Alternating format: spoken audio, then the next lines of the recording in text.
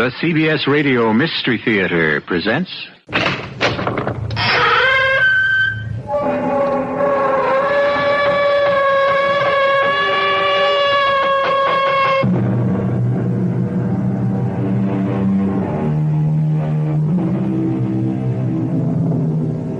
Come in. Welcome. I'm E.G. Marshall, inviting you to join my class in mental calisthenics, where we exercise the most mysterious muscle in the human body, the imagination. Enough, said the poet, is as good as a feast. Ah, but what is enough? Mr. Webster tells us it means sufficient. But what does sufficient mean? That's right. It means enough. So we go round and round. And because it's so hard to agree on what constitutes enough of anything, we find that we have more than enough of murder. How did you kill those men? Magic. Magic. Okay, I can wait for you to tell the truth. I wrote them each a letter. And the letters killed them? They read the letters, and it killed them dead. That's impossible. Why do you say it's impossible? Because words on paper alone can't kill anybody. That isn't so, Sergeant. Didn't you ever hear the saying, the pen is mightier than the sword?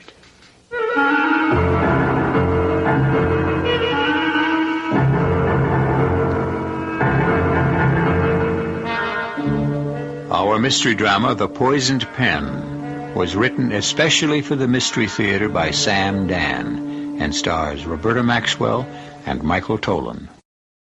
I'll be back shortly with Act One.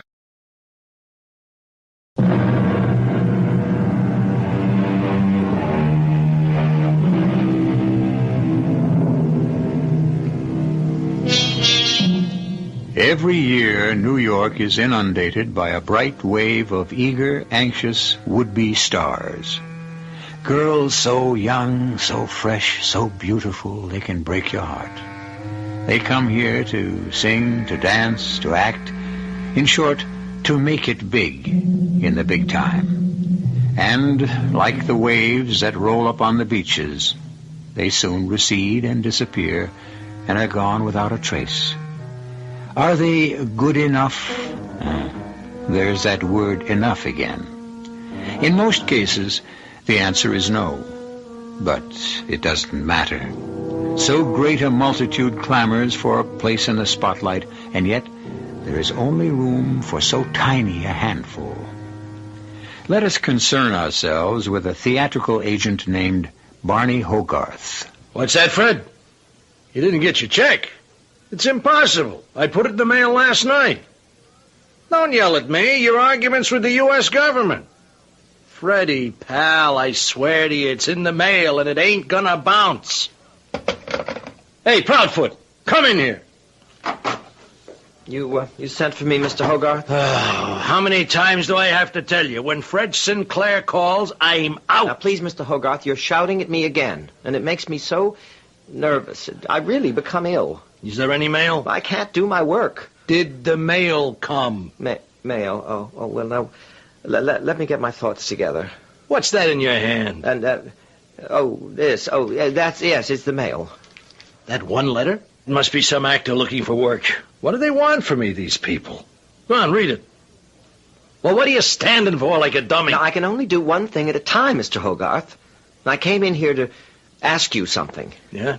Well, I haven't been paid in a month. We'll talk about it after lunch. Now, Mr. Hogarth, you give me a hard time and we won't talk about it at all. Read yes, me the sir. letter, huh? Yes, sir. Don't these actresses know letters don't mean a thing? No, dear Mr. Hogarth, 6 months ago, a young lady approached a gentleman on the street. She was starving. She was desperate. She needed money for her lodging.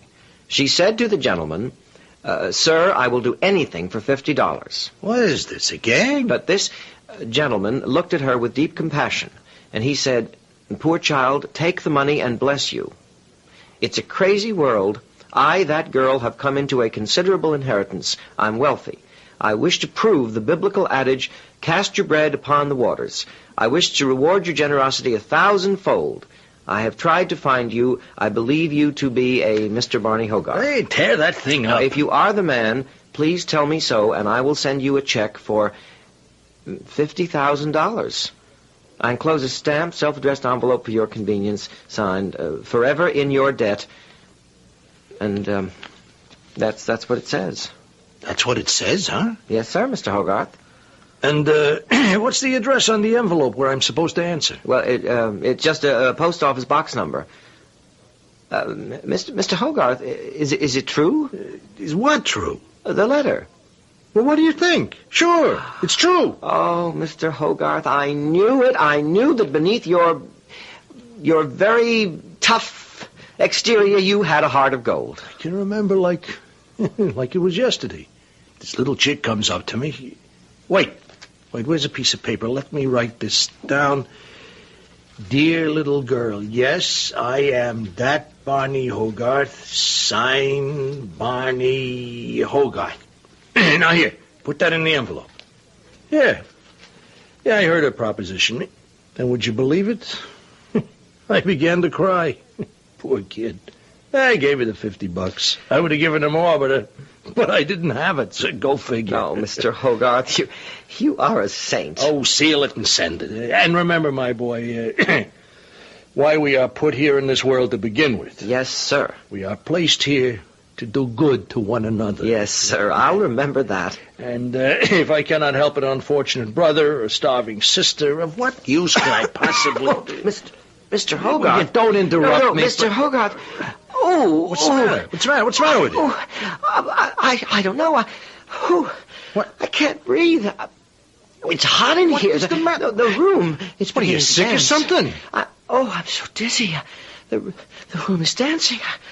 I can't breathe. Mr. Hogarth, help me. Proudfoot. Oh. Proudfoot.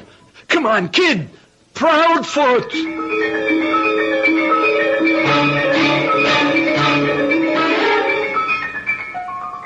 What was his full name?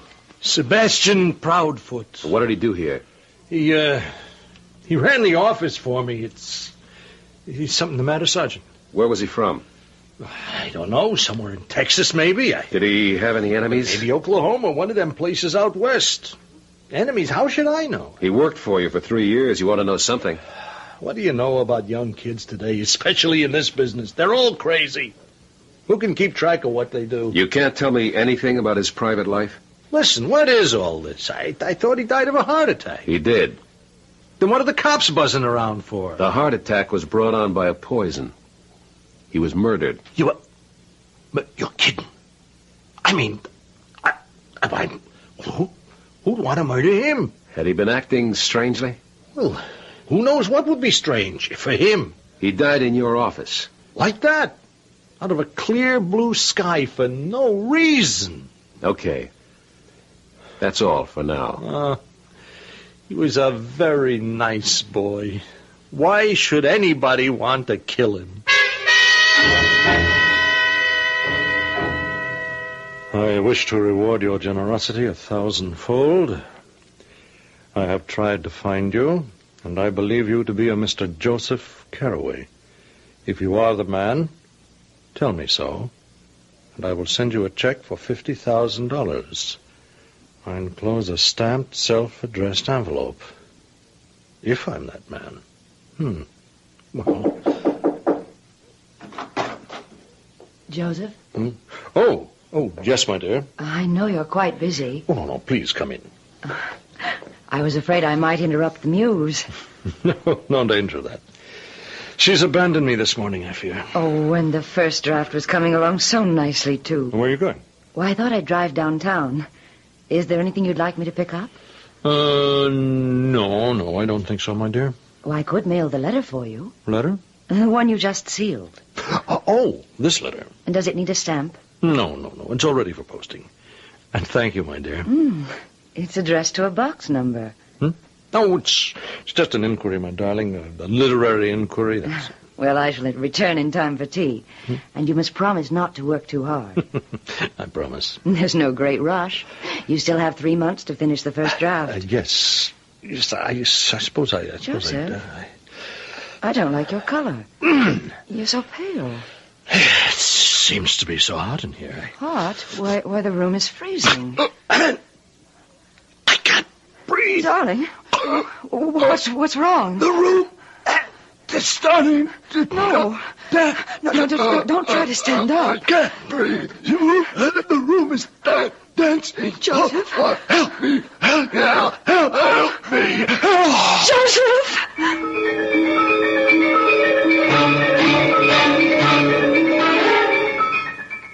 I believe you to be a Mr. Frank Clancy. If you are the man, tell me so, and I will send you a check for $50,000. I enclose a self-addressed stamped envelope. Honey, you're on.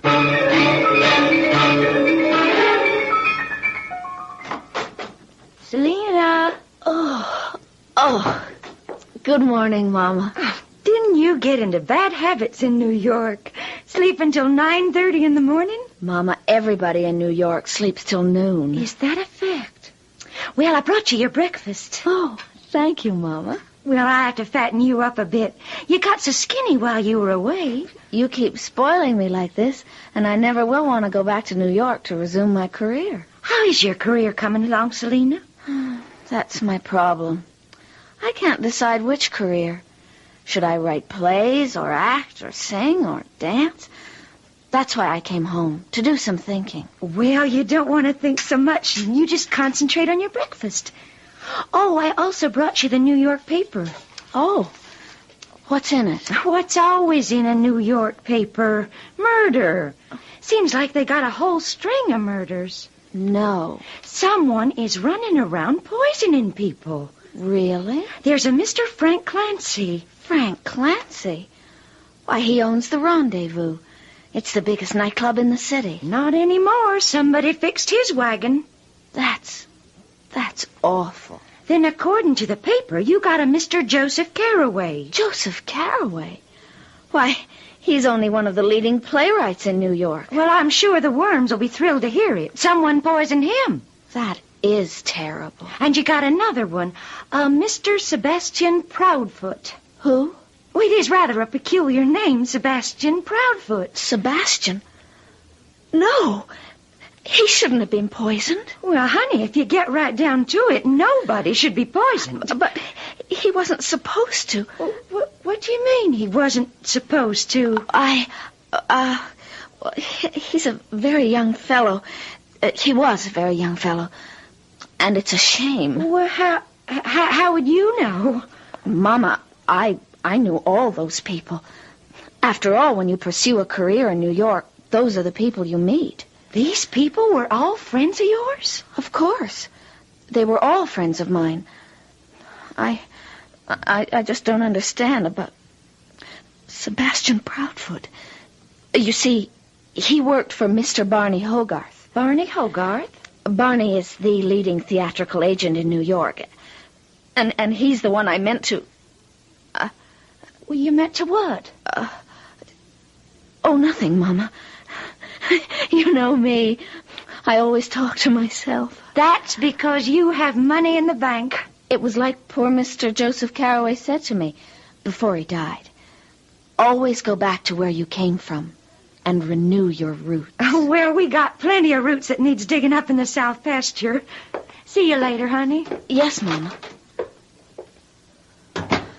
Oh, Sebastian. Oh, poor Sebastian. I never meant to kill Sebastian. It was Barney Hogarth that I wanted to. How did I ever manage to kill Sebastian? How?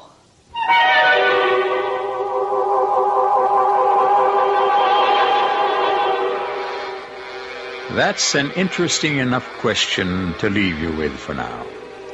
Here is a young lady who has already dispatched 3 people and may yet go for number 4.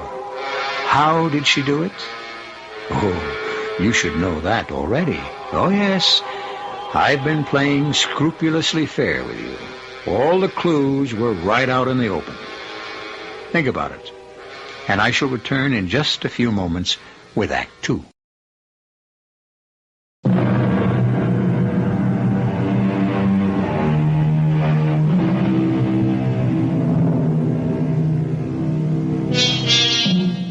Her name is Selina. She's one of those honey blondes with bright blue eyes. There's laughter in her face and innocence in her smile. She's delightfully naive and refreshingly sincere. These are the signals you get from her appearance. Forget it. She's already killed 3 people. But so far, she's the only one who knows that. I'm very sorry to disturb you, Mrs. Carraway. Oh, please, Sergeant.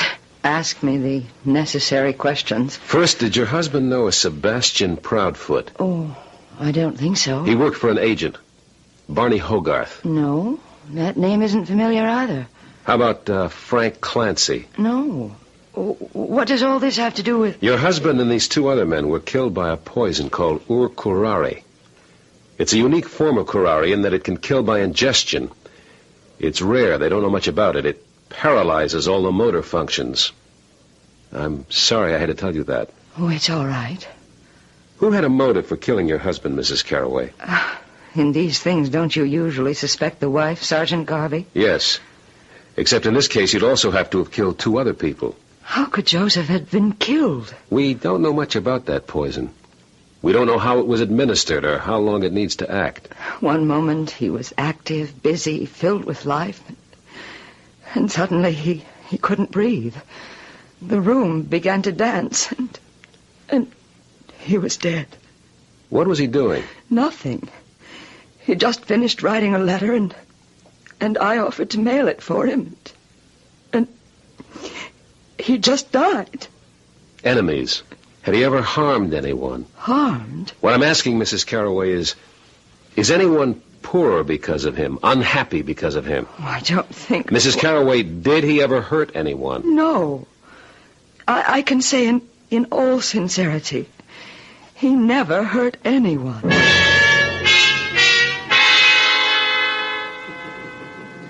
Well, if it ain't Sergeant Garvey. Have one on the house. Only if it's lemonade. What are you doing, celebrating? Now, what should I be celebrating? You are now sole owner of the rendezvous with Frank Clancy out of the way. Oh, so it really wasn't a heart attack, huh? Who killed him? Well, I didn't. If the joint was making a profit, I might have been tempted, but business today... Who killed him? Oh, Sergeant, 1 million people could have killed him. Popularity contests he could never have won. Just give me a few prime candidates. Well, I figure it's a dame. Why? Well, because he wasn't a guy who could, ditch a dame gracefully after he was through with her, if you know what I mean. Let's hear more.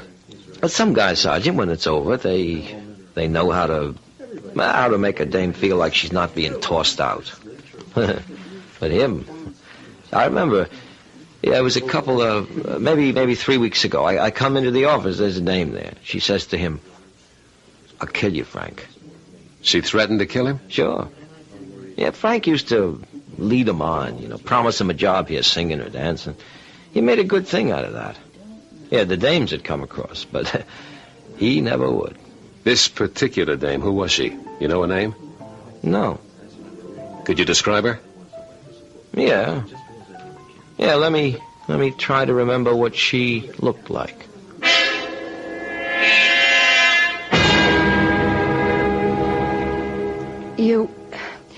You're completely off base, Sergeant.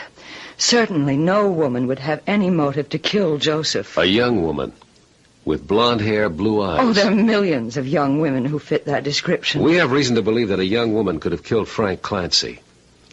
Now, why would she also have a motive to kill your husband? I told you, I don't... Mrs. Carraway, 3 men are dead. One of them your own husband. Did he have another woman? How dare you? It was a question that had to be asked. If he did have another woman, then shouldn't I be the one to kill him? That depends. On what? On which one of you he chose to keep. Oh, I was downtown shopping. I called him. He was working at home. I asked him to meet me for dinner. He said he had an appointment with a producer. I decided to dine alone in Laredo's. I was sitting in a booth when I heard a familiar voice in the booth in back of me. Well, yes, my dear, I did say I would help you with your play. You said you would collaborate with me. Well, now, I never actually said that I would collaborate. You did. You know you did. But I can't do that. Now, you write nicely. You have talent. But it's a small talent. You didn't talk this way before we went away for the weekend. It was a mistake, Selina. It was a mistake. Oh, yes. It was a mistake, all right. Let me give you some money. Money? If I wanted to sell myself, Well, to be brutally frank, my dear, you were willing to sell yourself for influence, for connections, for a career. Well, good for you. Now you came up with a Joseph Carraway-type line. Now you can ease your conscience. Look, I was just carried away by your freshness and by your beauty and your youth. That's a good line, too.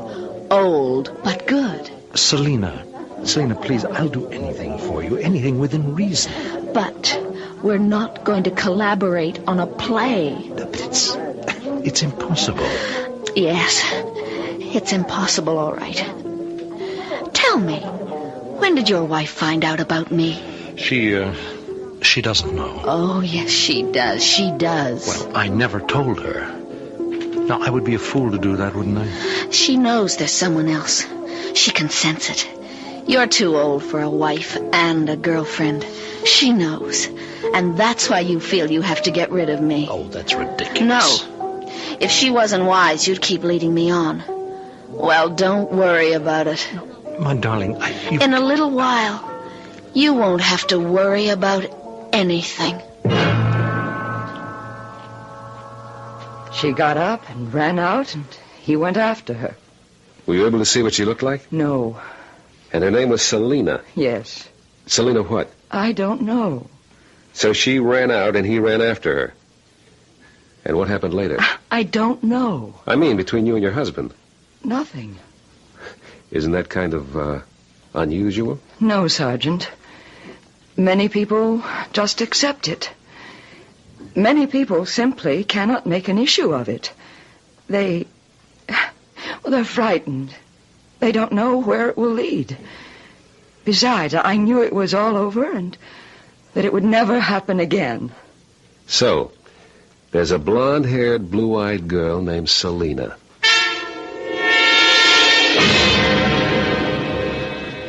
Sergeant, I told you before, in a diplomatic way, he didn't go out with girls. Does the name Selina mean anything to you? Selina? Blonde hair, blue eyes. Yeah. There was a name, Selina. Then he did go out with her? No, he didn't go out with her. The fact is, I did. You? Well, I didn't go out with her exactly, if you know what I mean. I saw her a couple of times, and, Yes? Well, I got rid of her. Why? Why? Well, that's personal, isn't it? We're dealing here with what could very well be first-degree murder. Withhold any facts or evidence, and you're an accessory. Would you like any part of that? No, I'm only too happy to cooperate with the law. It's the duty of every citizen. After all, our government is only as strong About as... this girl, Selina. Well, you know how they come in here looking for an agent, and she was different. I mean, she was the same, but she was so fresh, right off the farm, and you know the type? And? Well, I said somebody's going to pluck this little blossom sooner or later, so why not you, Barney Hogarth? And you did? I tell you, I was willing to get very serious, but she made a real terrible scene in a club one night.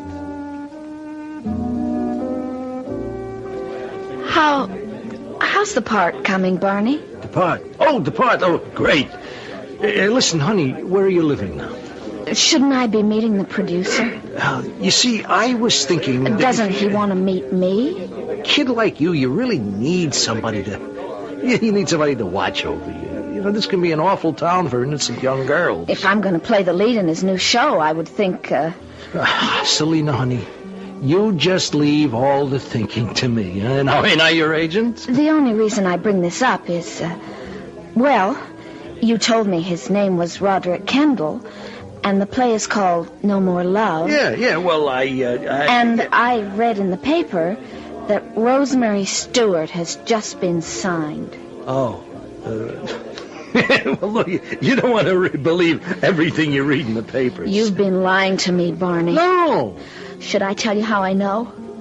I called Mr. Kendall. I spoke to him. You're kidding me. Kendall don't speak to nobody. Yeah, especially to you. But I called at lunchtime when his girl was out, and he answered the phone himself, and I said, "Sir, my agent Barney Hogarth told me you had agreed to give me the part." You said that to Roderick Kendall? And you know what he said? "Who's Barney Hogarth?" Oh, now, baby, you see, it's a joke. There never was a part for me. Look, I read the script, and I thought that you'd be And great. you lied to me. Well, okay. But I'm willing to make it up to you. You see, honest, you're just not another girl. That's a very original line.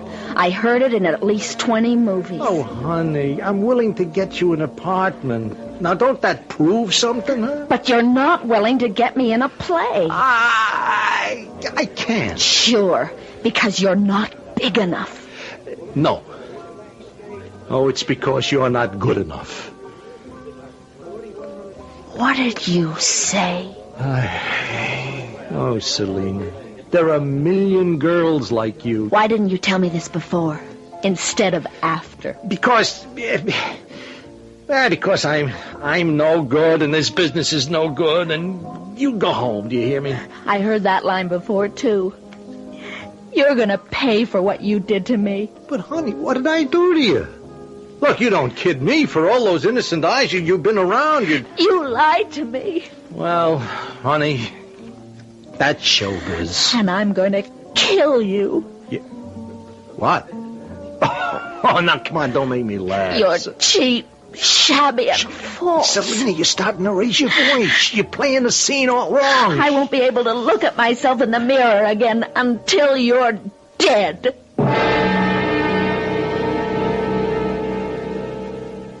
She said she'd kill you. That's what she said, Sergeant. And she sure was mad enough. But if she was angry enough to kill you, why did she kill Sebastian?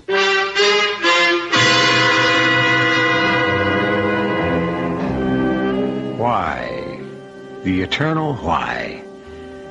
Once again, you should know why. All the evidence is already in.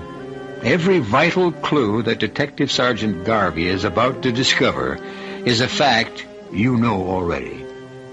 Well, while all of these trips are free, it's more fun to work your passage.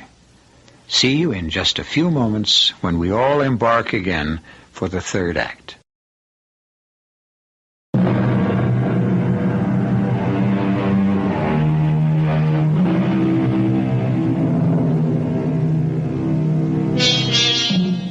Her name is Selina.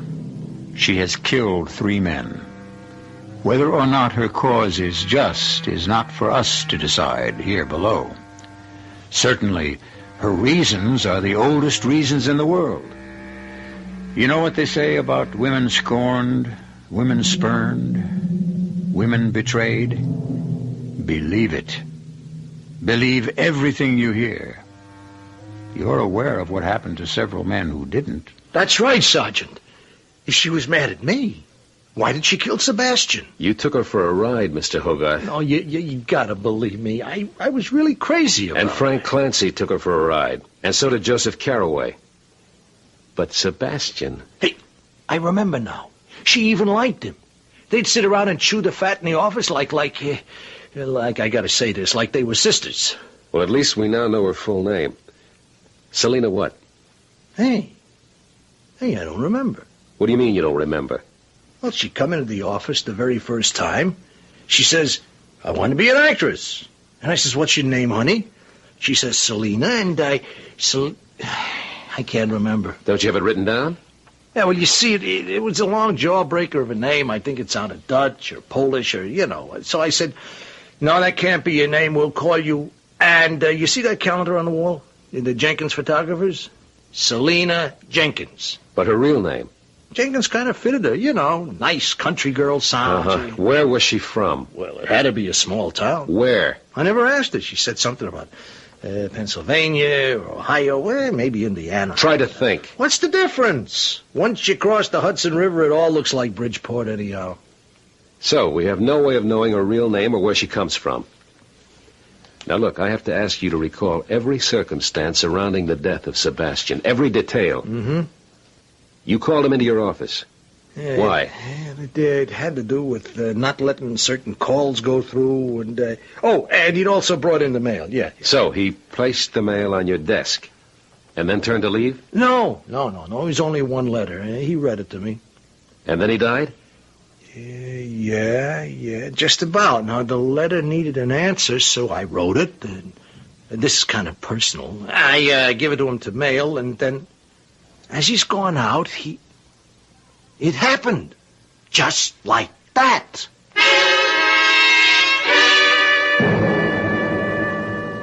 What's this, Selena? You about to leave? Yes, Mama. It's high time I was going back to pursue my career. Well, you could have a very nice career down here, honey. The oldest Franklin boy would marry you in a minute. I know, Mama. And he's got the farm and a partnership in the mill. And he's very smart. That's true, Mama. Good looking. Best looking boy in the county, Mama. I'll write you from New York. Oh, now it's a bad time of year for colds. Do you remember to take some of that bark Grandpa brought home from South America? Oh, Mama. You scrape off just a tiny, minute amount, the first sign of a sniffle. Not too much, though. They do say it can really lay you low if you go whole hog. Now, Mama, I know how to use it. And you remember, in case the people in New York don't know how to fully appreciate your talent, you come right back home, you hear? Yes, Mama. I hear.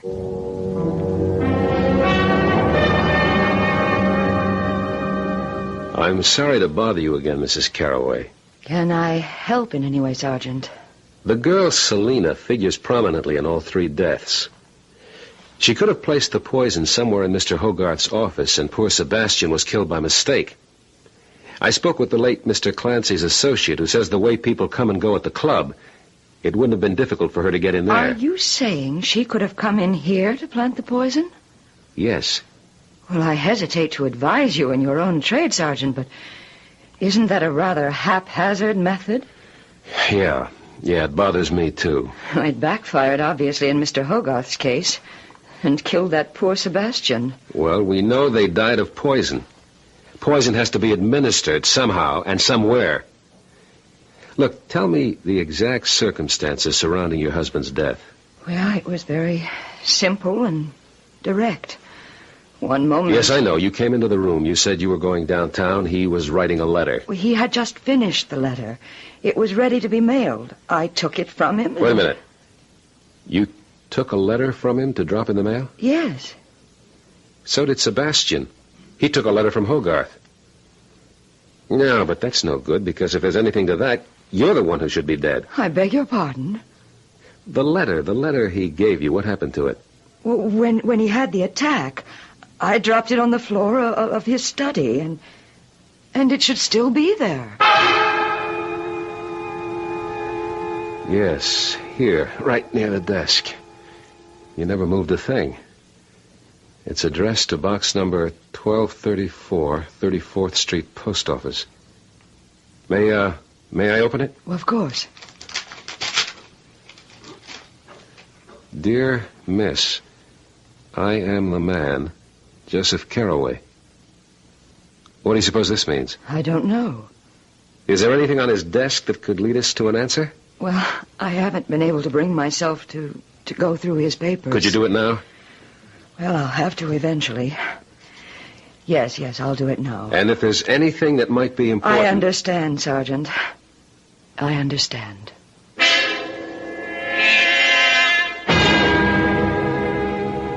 Well, yeah, I remember. I come running in here when I heard he was lying in there in his chair. Now, Jerry, think. Was there a letter that was ready to be mailed? A letter. Oh, yeah, I remember that. Yet Frank Clancy was not a guy who wrote letters. His motto was, never put it in writing. A letter ready to be mailed? Yeah, I remember. All sealed with a stamp. I even remember it was addressed to a box number. What happened to the letter? What happened to the letter? I don't know. I guess it's still on his desk. You found me. I'm that same Frank Clancy.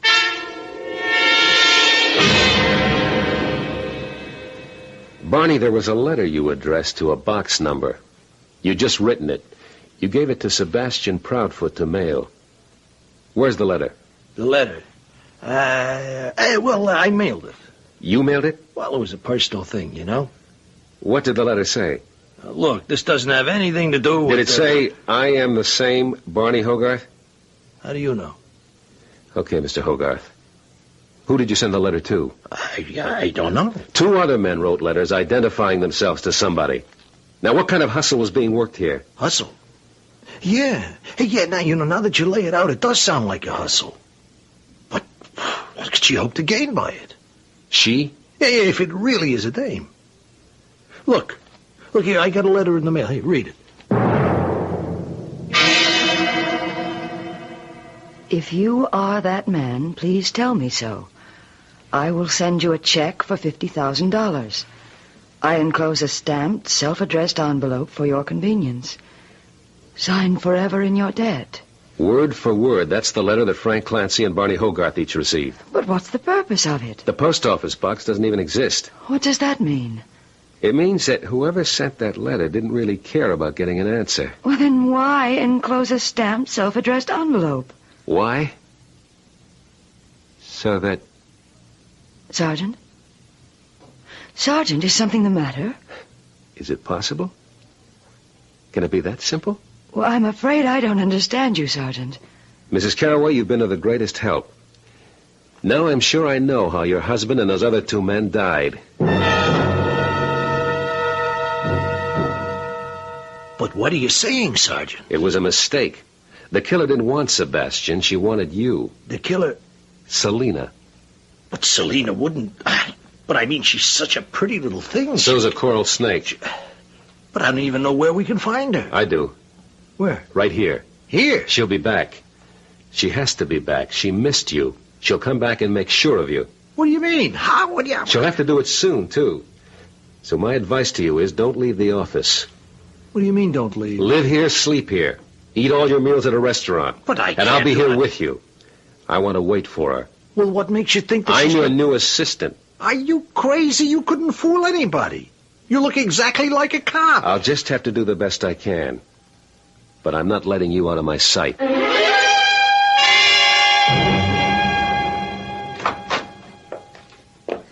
Hello. Well, hello. Is Mr. Hogarth in?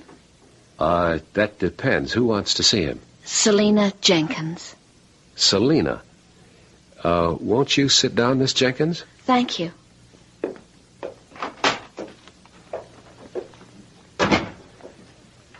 She's here. Well, why don't you arrest her? I have no evidence. But she wrote all those letters, didn't she? We can't prove any of it. But she threatened me. She threatened the other 2 also. Threats alone are not proof. But what are we going to do? We have to catch her in the act. But what? That's how the law works.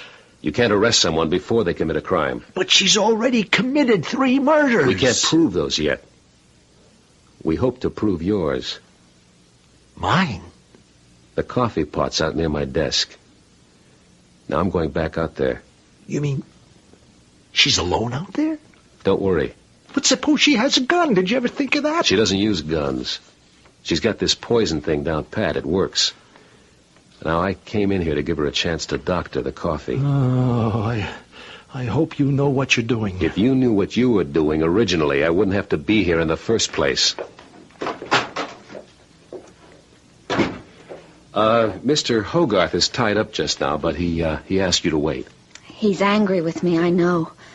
I behaved foolishly. But I'm truly sorry now. I know I'd forgive you. You're such a flatterer. Oh, excuse me. Yes, Mr. Hogarth. Oh, you want those Allied contracts? I'll bring them right in. Oh, well, it's always one thing after another. I better bring him a cup of coffee, too. Yes, he certainly loves coffee. He said for you to wait. He wouldn't be long.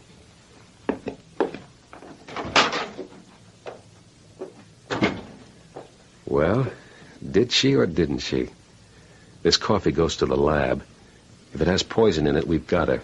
Maybe she ain't the one. She's the one, and I'm sorry for her. You just sit here in your office. I'll bring the coffee out again. He didn't want the coffee. Oh, that's unusual for him. He drinks it all day. Well, no sense letting coffee go to waste. Would you like a cup? No, thank you. Well, I might as well drink it myself. Oh, What is it? I think I got something in my eye. Here, look and see. Oh. Oh, I'm sorry. I'm so clumsy. That's all right. There's still a little bit left in the cup, and here, what's spilled on the blotter can still be analyzed in the lab. In the lab? And you're sure to have some of that poison left in your purse. Well, what do you say? I'm sorry about Sebastian. Yeah. You figured out a very smart way for them to take poison. All you had to do was get a device that would make them answer a letter. Answer a letter by sending back a self-addressed envelope. And they would just lick the flap to seal it. And on the flap, mixed with the paste, was enough of that ur curare to kill them immediately. It was a clever story. It even took in Mr. Carroway. But the way it worked out, poor Sebastian sealed Mr. Hogarth's envelope. I'm willing to be punished for that one. I'm sorry. I have to place you under arrest. The others deserved it. Well, I suppose it'll give me time to reflect on my career. Yes, miss. Plenty of time.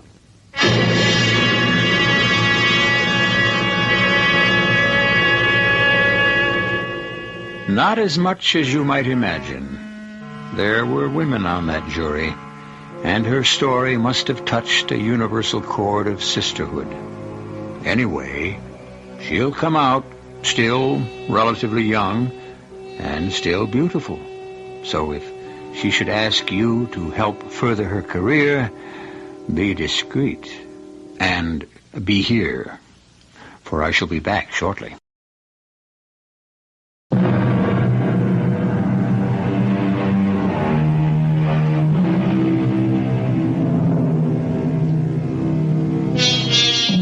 Each year, they sweep into the city, armed with hope and illusion. And each year they are forced to retreat, older but infinitely wiser. The race for glory is to the swiftest of the swift. And if a little learning can be a dangerous thing, then just a little talent can be, and often is, a disaster. Our cast included Roberta Maxwell, Catherine Byers, Michael Tolan, Earl Hammond, and Richard Seth. The entire production was under the direction of Himan Brown.